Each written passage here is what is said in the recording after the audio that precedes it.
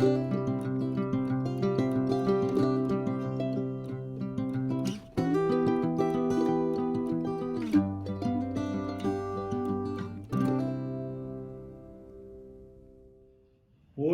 nós vamos falar sobre uma figura pouco divulgada aqui em Itajubá, mas uma figura de uma expressão muito grande no desenvolvimento da nossa cidade no século XIX.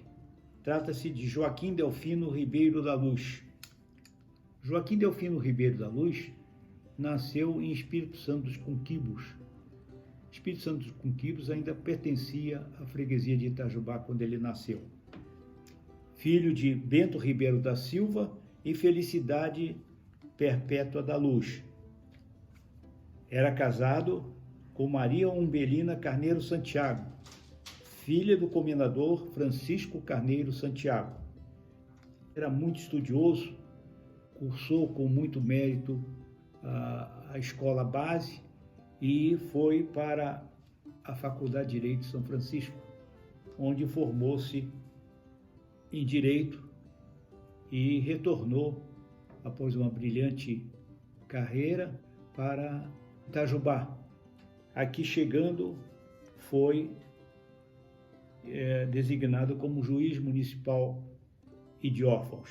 Sua trajetória é muito interessante, é brilhante, é ascendente.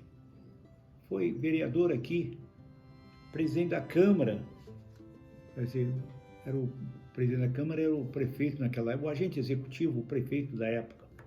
Foi vice-presidente da província, foi deputado da Assembleia Geral do Império e, curiosamente, foi ministro, até ministro de várias pastas, destacando-se na Marinha, na Justiça e na Guerra, como chamavam o ministro do Exército, ministro da Guerra.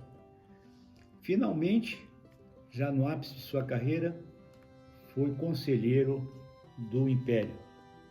Então, como eu falei, concluindo seu curso, ele veio aqui para Itajubá e aqui ele foi designado como juiz municipal de órfãos, que chegando, notou o grande desenvolvimento que Itajubá apresentava e com isso entendeu que Itajubá tinha que ser promovida a vila e fez um trabalho exaustivo, um trabalho muito interessante e para que fosse levado às autoridades na sede vamos dizer assim, da província, do estado, ser apresentado finalmente ao que hoje nós chamamos ao governador, ao presidente da província. Como ele não era político, isso já até comentamos, ele confiou a uma figura que era itinerante aqui, era dentista e se apresentava aqui atendendo a vários clientes, o senhor Manuel Joaquim Pereira de Magalhães. Magalhães, além de ser dentista e médico, ele também desenvolvia até umas funções mais de médico do que propriamente dentista. Além disso, ele também era um representante, vamos dizer assim, era vereador, não existia esse termo, mas era um membro da Câmara provincial. E prontamente acolheu essa solicitação de Joaquim Delfino, esse trabalho que foi feito para a promoção de Itajubá à condição de vila. Levou esse trabalho, nós já comentamos isso, e que foi prontamente aprovado na sede da vila, em Ouro Preto, e Itajubá então foi promovido pelo, vamos dizer, governador de Minas, o Bernardino José de Queiroga. Mais tarde, já como vice-presidente da província, Joaquim Delfino trabalhou muito para a promoção da vila à condição de cidade, em 4 de outubro de 1862. Então, Itajubá foi elevada à cidade em 4 de outubro de 1862, graças também a um trabalho oportuno feito por Joaquim Delfino. Por sua interferência, nós sabemos também que Espírito Santo dos Conquibos foi transformado em vila, veja bem, e passou a se chamar Vila de Cristina, em homenagem à imperatriz Teresa Cristina. Isso também obra de Joaquim Delfino. Sabemos também, já comentamos isso, que a vinda da princesa Isabel, do Conde D, enfim, da comitiva imperial aqui em Itajubá, foi obra de Joaquim Delfino Ribeiro da Luz. Veja as dificuldades, porque basicamente se destinavam a ir a Caxambu, e de lá de Caxambu estiveram em Cristina e posteriormente em Itajubá, mais ou menos por pedido, por interferência de Joaquim Delfino. E isso trouxe uma projeção muito grande para Itajubá. Vejam naquela época as estradas, as dificuldades, atravessar as serras, rios, trechos pantanosos, enfim, toda aquela dificuldade para chegar a Cristina e posteriormente chegar aqui em Itajubá, quanto não foi difícil e como a atenção de Joaquim Delfino contribuiu para que a família resolvesse vir até aqui em Itajubá. Então, essas são as principais atividades que Joaquim Delfino realizou aqui como membro do Conselho. Sabemos muito bem que Dom Pedro II, mais tarde, o convidou para ser um conselheiro do Império, então foi trabalhar diretamente no Império como conselheiro, diretamente ligado, como falei, a Dom Pedro II. Seria exaustivo aqui nós falarmos todas as atividades dele ao longo de sua carreira política, todas brilhantes, todas muito voltadas para a proteção e para o desenvolvimento sul-mineiro. Eu, antes de finalizar esse breve relato sobre a biografia de Joaquim Delfino, eu queria citar 3 detalhes interessantes sobre ele. O primeiro são curiosidades, enfim, que nós vamos realçar. A primeira, nós em Cristina tínhamos um grande entalhador de madeira, João Honorato Ferreira. João Honorato Ferreira fez um quadro muito interessante da presença da comitiva imperial em Cristina, com a nossa princesa Isabel, o Conde D, e várias figuras. Inclusive aparece Joaquim Delfino nesse quadro.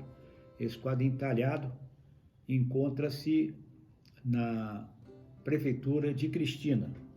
É interessante porque esse quadro é um monumento, um atestado muito interessante sobre a atuação de Joaquim Delfino. E destaca também, como eu falei, João Honorato Ferreira. Outro detalhe que eu gostaria de citar é que um neto do irmão, o Joaquim Delfino teve vários irmãos. O irmão mais velho, chamado Antônio, tinha um neto que foi presidente da República. Olha só, desempenhou as funções de presidente da República. Naquela época agitada, quando houve o suicídio do presidente Getúlio Vargas, em que provisoriamente assumiu João Café Filho, e João Café Filho, adoecendo, afastou-se, e um neto, repito, de um irmão de Joaquim Delfino assumiu a presidência, temporariamente, é lógico, a presidente da República. E muito interessante, ele é conhecido como Carlos Luz, o neto desse irmão de Joaquim, chamado Antônio. O irmão mais velho de Joaquim Delfino Ribeiro da Luz, chamado Antônio, tinha um neto, Carlos Luz, que esteve momentaneamente na presidência da República. É um fato curioso e interessante também de ser mencionado. E, finalmente, gostaria também de falar que Joaquim Delfino se afastou da política em 1889, obviamente com a proclamação da República, não é? Ele, que era conselheiro do Império, conselheiro de Dom Pedro, não poderia ficar, foi quando ele se afastou. E, ao se afastar, ele deixou uma mensagem muito interessante que caracteriza a sua índole, o seu caráter, a sua maneira de agir. À vista dos surpreendentes acontecimentos do dia 15 do corrente e dos que se seguiram, não se pode contar com a restauração da monarquia. O que cumpre fazer presentemente é respeitar o fato consumado, prestar obediência ao governo provisório e não opor o menor obstáculo à sua ação, antes facilitá-la no intuito de ser convocada, quando antes, uma Assembleia Constituinte que tem de dar nova organização política ao nosso país. Os antigos partidos monárquicos não têm hoje razão de ser, e aos que os constituíam só deve aconselhar que concorram às eleições a que se tem de proceder e influam com seus sufrágios para ser eleita uma constituinte que, por sua sabedoria, prudência e senso prático de seus membros, possa dotar a nossa pátria de uma Constituição digna dela. Então, esses foram os termos de Joaquim Delfino, que se afastou quando houve então a proclamação da República no dia 15 de novembro de 1889. Joaquim Delfino morreu no dia 2 de junho de 1903. Ao entrar no cemitério de Cristina, tomando o lado direito, logo se encontra um vistoso jazigo, uma espécie de um chalé, onde o corpo do nosso grande personalidade, Joaquim Delfino Ribeiro da Luz, está lá presente. Então era isso que eu gostaria de falar sobre esta extraordinária figura. Obrigado.